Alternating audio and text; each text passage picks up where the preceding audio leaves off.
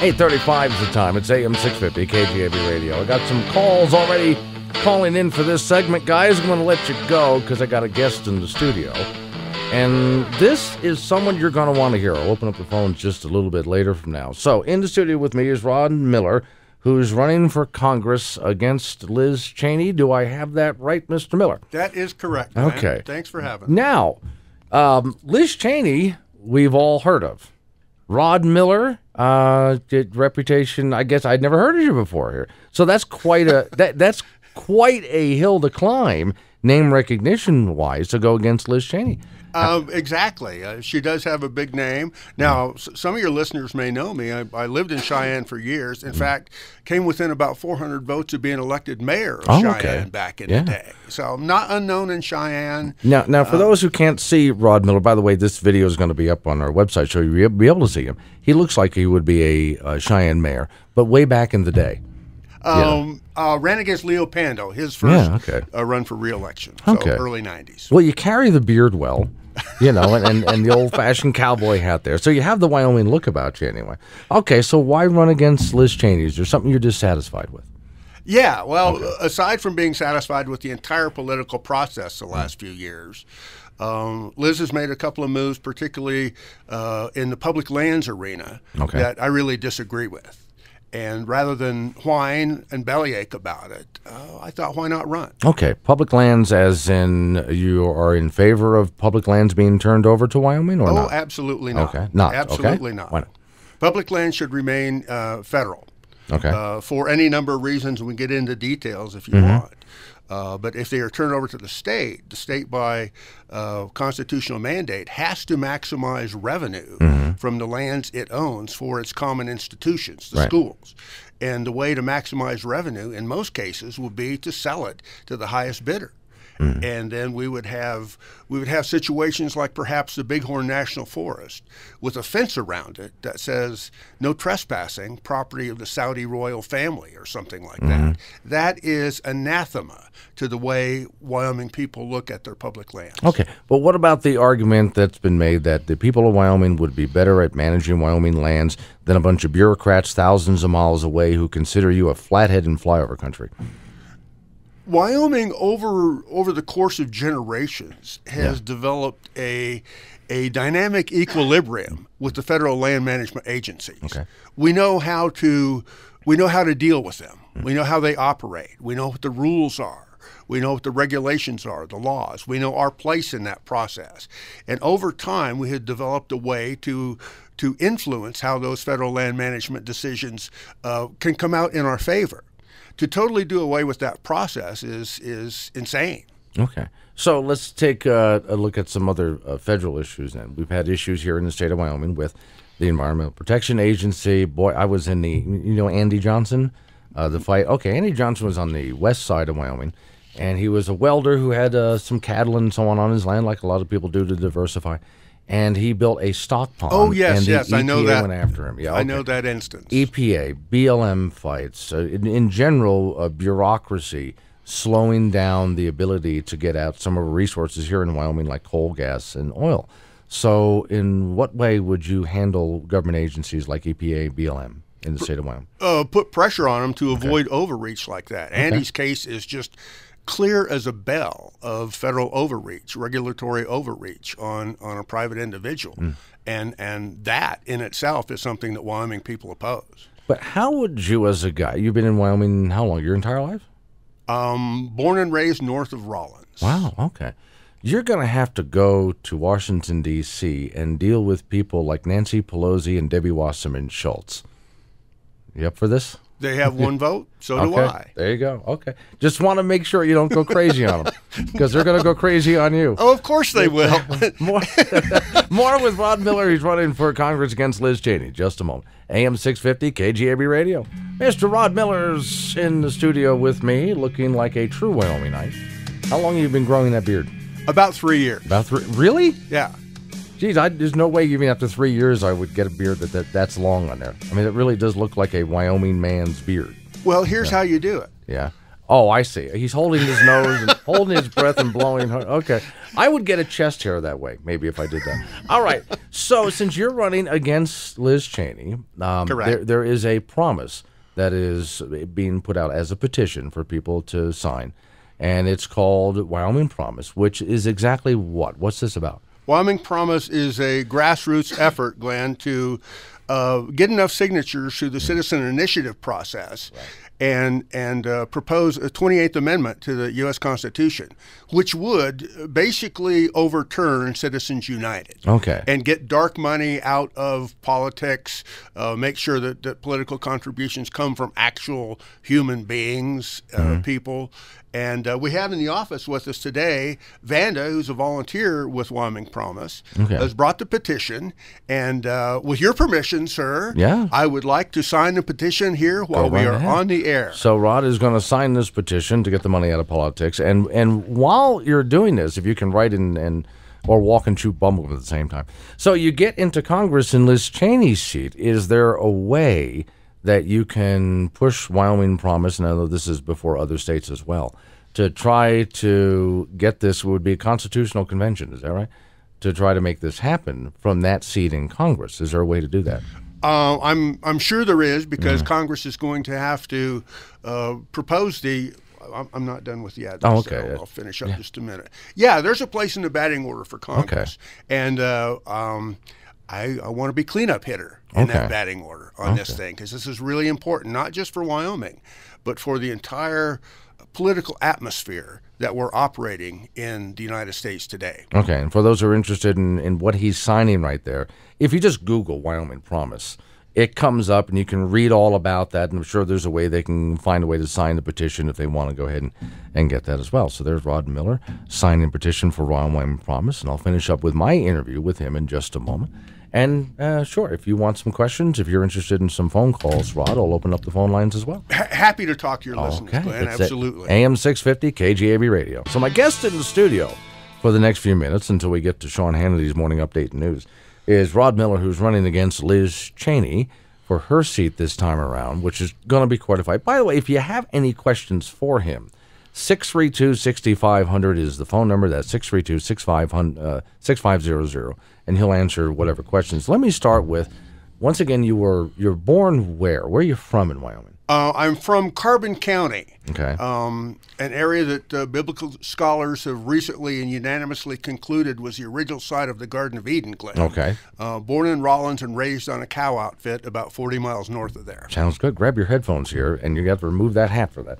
So here's your first call, your first question. You're on the air with Rod Miller. This is Glenn Woods. What's your question? Good morning. I was wondering how long you'd been registered a Republican. I've never registered anything but a Republican. Really? Yes. Raised in an old school Republican family. I'm a Republican for a number of reasons. Of course, I hold with Republican values. Always have, always will. This is Wyoming, and to get elected, you need an R behind your name. But the reason, probably the primary reason I'm registered Republican caller is because if I registered anything else, my dad would crawl out of his grave and kick my butt. Yeah, that's probably a good reason. Okay. Any other questions for him? Yeah, the petition you signed, I forget the name of the organization, but I looked it up when they were on the radio with you, and it sounds like the Democrats' talking platform to me to, quote, get money out of politics, but it doesn't do anything with the unions and all the, what they call soft money, like Planned Parenthood and other Democrat sole organizations acting. I would have to read up a little closer on that. I think the effort is particularly directed toward dark money, which is money coming from corporations into the political process. But it's a logical step from there. In fact, there are a couple of logical steps, caller. One is to get corporate and organization money out of politics. And the final logical step, which I am not going to argue against, is to have publicly funded elections. where the only money available to a candidate is a finite amount. Now, and we can argue that if you get money out of politics, what that does is that gives an overt amount of influence to the lobbyists on Capitol Hill. And that is true.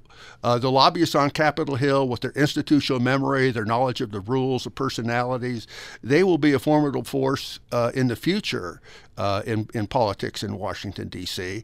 But I think we can go a long way toward improving the system if we rely on their experience and expertise and take their checkbooks away from them. Money is polluting the political process today. But you raise a very valid point. All right. Thanks for your call. Appreciate that. If you'd like to talk to Rod Miller, he's running against Liz Cheney for her congressional seat. It's 632-6500 is the phone number. So, okay, from Carbon County, do what for a living? I'm retired right now. Okay, that's a good profession. But I've had any number of careers. Okay. I worked in the Wyoming governor's office for 10 years under Ed Herschler and Mike Sullivan.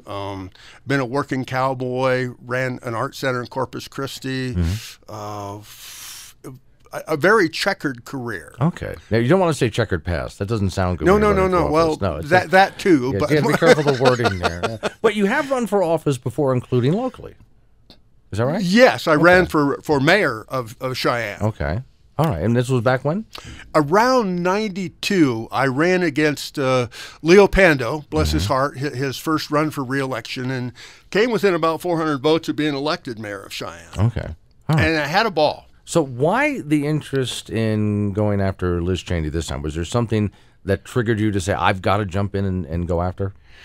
The fact that despite her name, she has lived most of her life in Virginia on the East Coast and came into Wyoming for the sole purpose of running for office. Ran against Mike Enzi, election cycle before this, and actually got in trouble for getting a Wyoming fishing license without having been in the state long enough. And some of my campaign advisors have said, well, instead of a debate, why don't you challenge Liz to a fishing contest? But I thought, no, we're going to keep this above that level. Sure. Yeah. Have you ever met her? I have not met Liz. Okay. I work with her dad. Okay. I know her younger daughter, Mary, but Liz I have not met. Okay. I have great respect for the family. She just currently holds a seat in Congress that I want, and I'm convinced I could do a better job at. Sure. Okay. Now, I know you've just pretty much entered the race. This is kind of new here, but will there be any debates between you and Liz? Oh, I hope so. Okay. I really hope so. After I leave the studio here, I'm going to drop down to the GOP headquarters and see if they have anything in the books on a debate. If not, I'd like to get the Wyoming Press Association or the League of Women Voters as, disinterested third parties to host some debates. And I really look forward to debating Liz. Okay. So a chance to debate Liz, what would you challenge her on? What would you do differently than her if you were in Congress? If I were in Congress, I would support federal ownership of public lands, strengthen the state's roles in the federal land planning process. Right.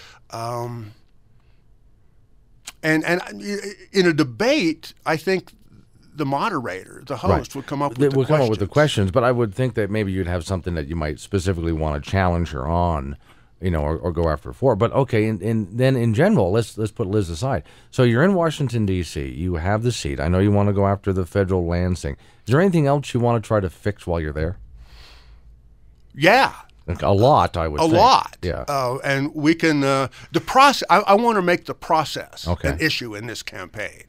To take the acrimony and the extremism out of the political debate. It seems now that we're looking for solutions to problems on the extreme ends of the spectrum. Right. And solutions aren't there.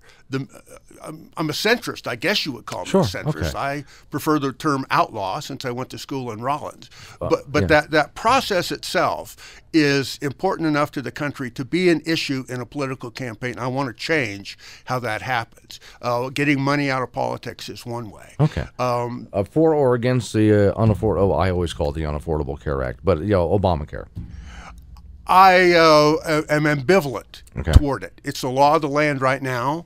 The Constitution does not guarantee health care to anybody, but at the same time, it doesn't say that the federal government cannot enter the health care question. I think there are some things that we can do to improve healthcare in Wyoming. Cheaper drugs, for one. I have a son and a granddaughter who have diabetes, and insulin is just getting incredibly expensive for that fairly common disease. So how do you make that cheaper? Is that subsidies, or is it a free market solution? I think it's a free market solution. There are cheaper alternatives out there in Canada. Right. The Federal Food and Drug Administration won't let them be imported. Remove those barriers to getting cheap drugs in here. Okay. Would that include allowing, because this is the big gripe of mine, there's only one insurance company for healthcare insurance in the state of Wyoming. I would like to be able to buy from anywhere I want to buy from. These are my choices. What do you think? I agree.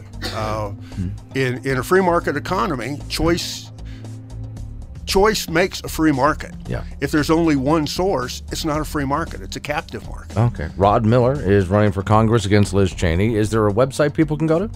Yes, there is. It's under construction right now, but it's rodmillerforwyoming.com. Okay. We have a Facebook page, which is quite a bit more active at this point.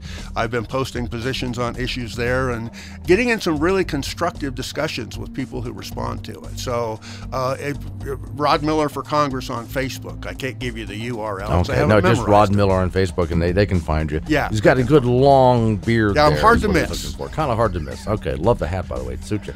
All right. Thanks for coming on. I appreciate it.